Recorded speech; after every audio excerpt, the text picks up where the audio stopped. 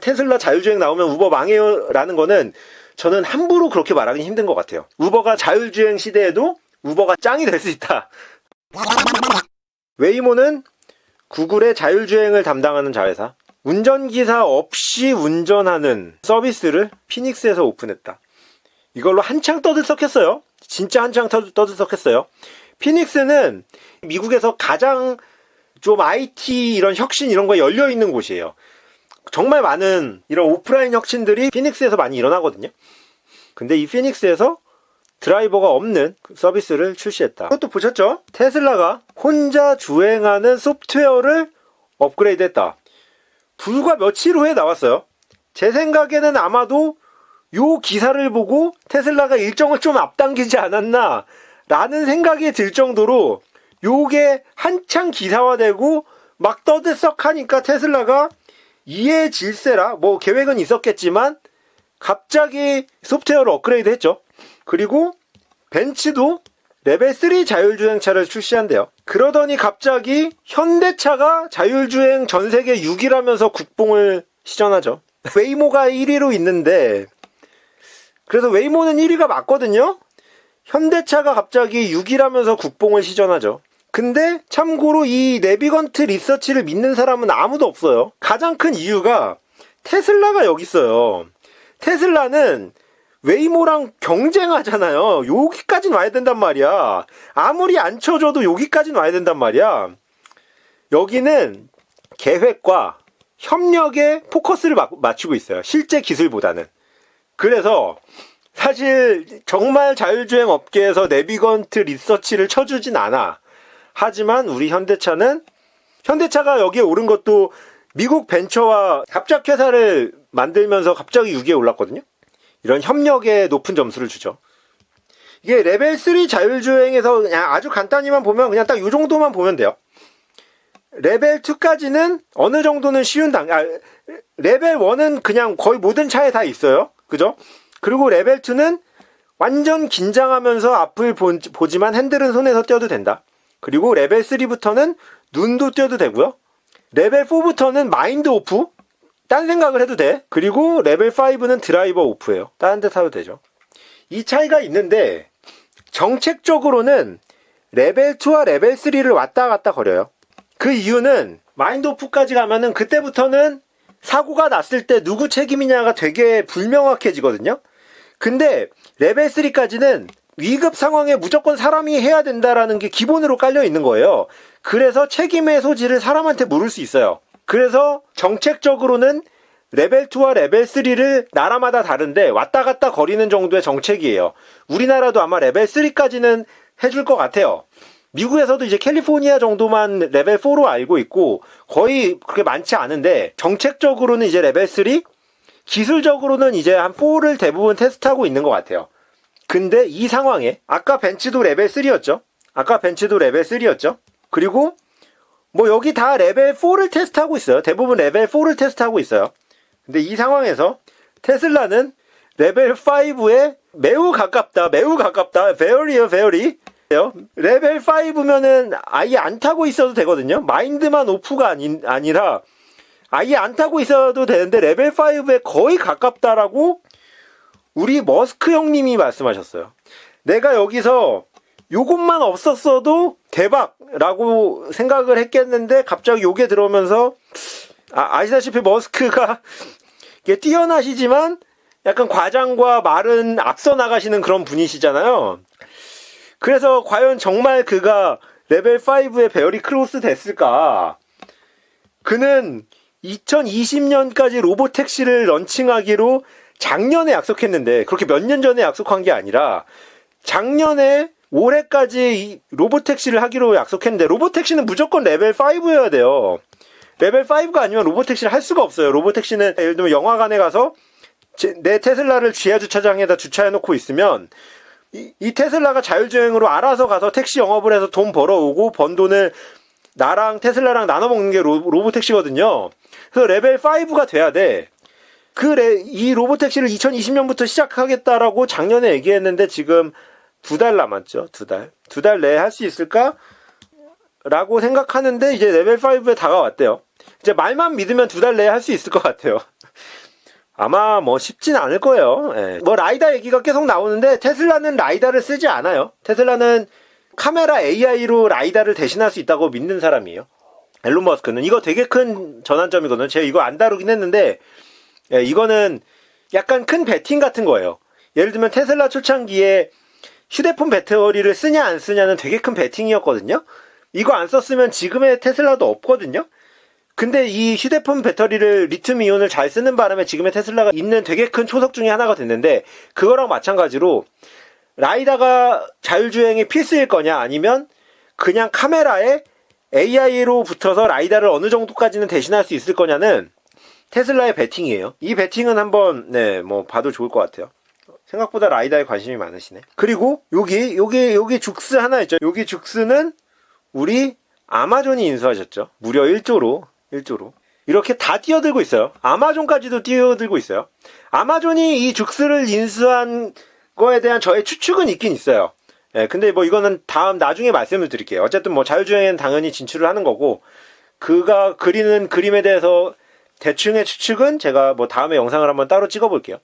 그리고 우버도 사실 2016년에 이미 샌프란시스코에 셀프 드라이빙 자율주행을 런칭을 했어요. 물론 셧잇다운 다쳤지만 16년도에 런칭을 했고요. 이 자율주행 자회사는 우버 ATG라고 따로 있거든요. 이 회사는 소뱅 비전펀드가 따로 투자를 했어요. 그 말은 무슨 말이냐? 비전펀드가 우버의 최대 주주잖아요. 소뱅이 이 공유택시에 이렇게 전체 자본금의 거의 대부분을 넣을 정도로 사활을 건 게 단순히 공유택시가 아니거든요. 마사손 형님이 몇 번을 얘기를 했는데, 마사손 형님이 공유택시에 베팅을 한 건 자율주행 때문이에요. 자율주행. 결국 로보택시는 분명히 테슬라가 만든 브랜드긴 하지만 로보택시에 소프트뱅크 비전펀드도 베팅을 한 거거든요. 그들과 테슬라의 차이를 한번 말씀드려 볼게요. 그러니까 결국 우버와 테슬라의 차이겠죠. 우버와 테슬라의 차이가 뭐냐라고 하면은, 테슬라는 자동차가 있어요. 우버는 차가 없어요. 자율주행에 있어서 우선은 세모로 둘 다 가정을 하면, 여기는 택시 앱이 있고요. 그러니까 고객이 있고요. 여기는 고객이 없어요. 무슨 말이냐면, 운전사 없이 자율주행으로만 택시를 하는 이 서비스도 결국 고객이 필요하거든요. 근데 테슬라는요, 그 고객을요 1부터 모아야 돼요. 왜냐면 고객이 있는 서비스가 아니에요. 테슬라는 자율주행이 있다고 누구나 다 써줄 거라고 생각하는데, 자율주행을 테슬라만 내면, 로보택시를 테슬라만 내면 당연히 테슬라를 쓰겠죠. 하지만 지금 하고 있는 이 많은 회사가 한 번에 로보택시를 다 낸다고 생각해봐요. 이 많은 회사가 지금 어쨌든 엄청나게 경쟁을 하고 있잖아요. 자율주행으로 연구를 엄청나게 많이 하고 있단 말이에요. 이 회사들이 한 번에 로보택시를 다 낸다고 생각해봐요. 그럼 사람들이 굳이 없는 데 들어가서 테슬라 앱을 깔면서 테슬라를 보겠냐는 거죠. 아니라는 거지. 사람들은 어떻게 할 거냐면, 그냥 우버에 기존에 택시 쓰던 거 그냥 쓸 거라는 거예요. 무슨 말인지 알아요? 그러니까 웨이모도 뭐 도요타건 벤츠건 다 우버에 들어올 수 있다는 거예요. 왜냐면 우버는 고객이 있으니까. 그러니까 택시에서 중요한 건 운전기사와 고객인데, 운전기사는 자율주행 때문에 없어졌잖아요. 그러면 고객은 누구든지 모아야 된다는 거죠. 하지만 우버는 결국 고객을 이미 갖고 있기 때문에 우버의 선택지는 두 가지인 거예요. 하나는 스스로 자율주행을 하면 대박. 왜냐면 이미 고객을 있으니까, 이미 고객이 있잖아 우버는. 테슬라는 고객이 없어요. 테슬라가 고객이 없다는 사실에 주목해야 돼. 다들 지금 테슬라의 가치가 이렇게 높게 평가되어 있는 건 테슬라의 다른 밸류체인도 있지만, 제가 테슬라 영상에서도 여러 밸류체인을 말씀을 드렸지만, 테슬라가 먹고 있는 로보택시를 테슬라가 먹는다라는 가정이 아니면 지금의 밸류가 만들어지기 쉽지가 않아요. 근데 제 생각에는 사람들이 잊고 있는 건 뭐냐면, 저도 테슬라가 로보택시를 할 수 있는 가장 높은 가능성이라고는 생각하지만, 사람들이 잊고 있는 건 뭐냐면, 테슬라는 고객이 없다는 거예요. 테슬라는 택시를 타려는 고객이 없고 그냥 택시의 드라이버들만 있어요. 하지만 로보택시의 드라이버를 대체하려는 기술들은 무궁무진하게 개발 중이라고요. 이 AI 업계에서조차 웨이모가 적어도 웨이모는 테슬라보다는 앞선다라고 얘기할 정도로 무궁무진하게 기술이 만들어지거든요. 하지만 고객은 누구한테 있냐는 거예요. 고객은 자율주행이 나와도 고객을 모집해야 되는데 고객은 우버한테 있다는 거죠. 고객은 우버한테 있어요. 소뱅이 미친 짓만 안 했어도 전 세계가 다 우버한테 있었는데 어쨌든 요 이상한 거 빼고 소뱅 때문에 날라간 몇 군데만 빼고는 전 세계의 고객은 우버한테 있어요. 그리고 우버도 상당히 오랫동안 자율주행을 연구해 왔지만 우버는 스스로 자율주행을 하는 것뿐만이 아니라 이들과 협업할 수 있는 가능성까지 열려 있어요. 하지만 테슬라는 우버에 들어올 수 있겠죠. 테슬라도. 하지만 테슬라가 원하는 그림은 그게 아니잖아요. 고객을 따로 모집해야 돼요. 그 하나의 허들이 더 있어요. 그러니까 우버가 더 좋다는 말이 아니에요. 저도 아까 말씀드렸지만 이 가능성이 있어서 저는 1등은 테슬라라고 생각하지만 우버가 자동차가 없고 자율주행이 남들보다 조금 떨어진다는 그거는 협력으로서 해결할 수 있다라는 이 가능성이 있는 것처럼 테슬라도 고객이 아예 없다라는 이 현 상태가 있는 거예요. 그렇기 때문에 이 로보택시를 위한 이 과정에서 테슬라가 저도 높다라고 생각하지만 무조건 우버보다 테슬라가 좋다. 테슬라가 있기 때문에 우버가 망할 거다라고 생각하기에는 고객이 없다라는 게 너무 큰 허점이에요. 예를 들면 저희가 얼마나 좋은 서비스를 누가 혼자만 내면은 고객들이 달라들어서 그 서비스에 쓰겠지만 지금은 다들 레벨 4를 개발하고 있거든요. 제가 그래서 아까 레벨 4를 다 개발하고 있다라는 걸 미리 말씀드리고 정부에서도 레벨 3를 하나하나씩 내고 있는 게 기술 개발만 끝나야 되는 게 아니라 기술 개발과 정부의 정책이 풀리는 게 같이 일어나야 돼요. 그렇기 때문에 테슬라만 혼자 이걸 다 하기가 힘들고요. 어떤 시점에 여러 회사가 이 자율주행에 뛰어들 확률이 저는 가장 높다고 생각하거든요. 그때 가장 경쟁력이 있는 건 뭐냐? 드라이버 없는 로보택시는 여러 회사가 만들어놨어. 그럼 그 다음에 경쟁력은 뭐냐라고 보면 택시를 원하려는 고객이죠. 그 다음에 원하는 건 택시를 원하는 고객이에요. 이거는 지금 말하고 있는 어떤 플레이어도 하지 않은 부분이거든요. 로보택시와 자율주행을 말하는 어느 누구도 건드리지 않은 요소란 말이에요. 하물며 우버도 자율주행을 하고 있으니까. 우버도 이미 자율주행을 하다가 이렇게 사고도 한번 크게 내고 이럴 정도로 우버도 자율주행을 생각보다는 되게 진지하게 하고 있어요. 그래서 우버를 분석하는 사람들도 우버의 이 수익률이 좋아지는 가장 큰 기점을 이 자율주행으로 보거든요. 그러니까 우버와 테슬라는 사실 엄청난 경쟁이에요. 왜냐하면 테슬라의 밸류가 지금은 자율주행에 거의 맞춰져 있기 때문에 제 생각이에요. 제 개인적인 관점에서는 테슬라의 밸류가 자율주행에 많이 맞춰져 있기 때문에 우버에 고객을 택시를 원하는 고객을 갖고 있다는 그 강점이 테슬라에게는 엄청나게 큰 허들이거든요. 물론 테슬라라면 만들 수 있을 거예요. 워낙 소비자들한테 이미지가 좋으니까.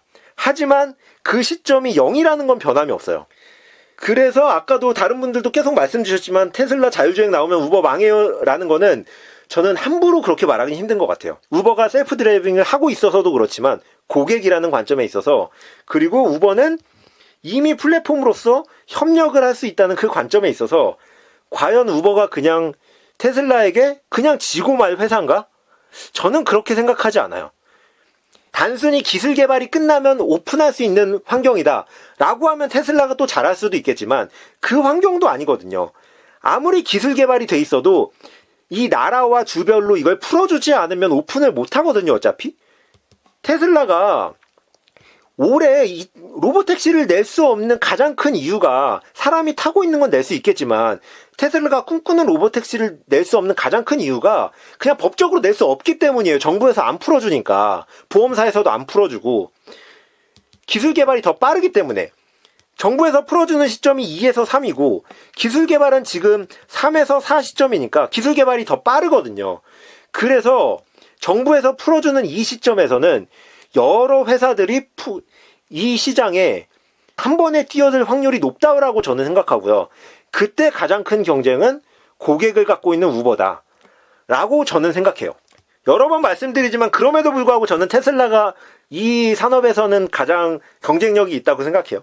예, 그래도 이 테슬라 때문에 우버를 너무 낮게 평가하시는 분들이 있어서 저는 우버가 절대 그렇지 않다.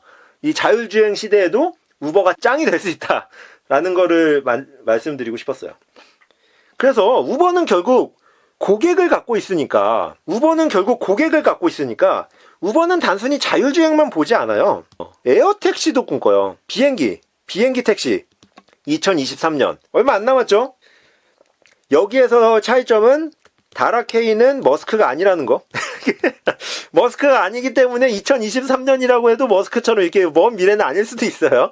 이렇게 날짜를 찍은 거 보면 기술적으로도 어느 정도는 개발이 되고 있다라는 거고, 그것도 유튜브로 여러 번 공개를 했거든요. 이것도 유튜브 찾아보시면 좋을 것 같아요. 이렇게 에어택시라는 걸 할 수 있는 이유도 우버는 고객을 갖고 있기 때문이에요.